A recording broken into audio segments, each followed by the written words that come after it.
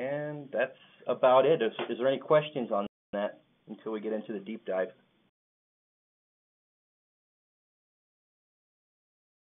Hey, Chad, this is Tim. I just sent you an email about the entry unit. Okay.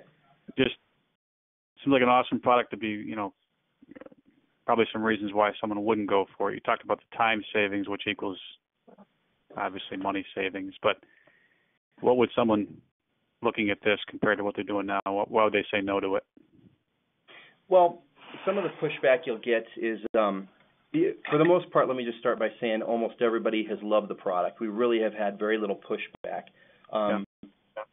One question you'll get is people will say, well, if I've only got, three outputs in a home, why would I need to use this?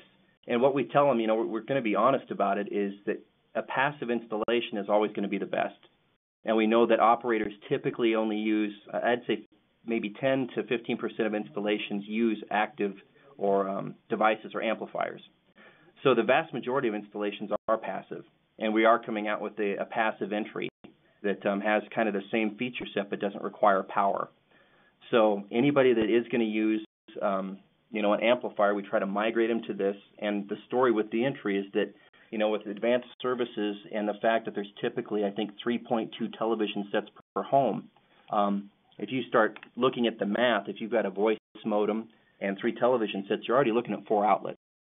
And you typically want to have at least room for growth, or, you've got some other room in the home that, child coming along the way. Whatever the story is, the days of having 1 TV or 2 TVs are kind of going by the wayside. So if you can do a passive installation, great. If you can get away with it, but with more outlets in the home now, it makes more sense to try to standardize on something that is a little bit future-proof. Great. Thanks. Yeah. Anything else? All right, guys, and obviously Chad's one of us now, so feel free to contact him if you have any questions. We're in the process of gathering a lot of the marketing materials, this presentation, as well as pricing information. Chad, the entry series, it's approved at both Comcast, Time Warner, Charter, basically all the major MSOs, correct? It is. Right. Currently, the 5-port, the 5UP is approved at Comcast. It is approved at Time Warner, and Cox is using it as well. The 9-port, we are under evaluation at Comcast currently, so we have to go through the formal evaluation, which is we're in the process of that right now. So the 9-port is not available to be purchased at Comcast.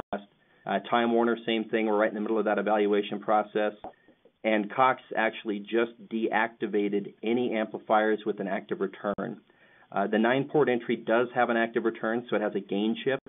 And Cox ran into a bunch of issues, not with our product specifically, but they were allowing the use of return amplifiers, and it was causing a lot of node problems. So they deactivated any supplier at all that had an active return device. That device was deactivated in their system. So we're looking at the 5-port right now as the big driving force until we get the approval at Comcast and Time Warner.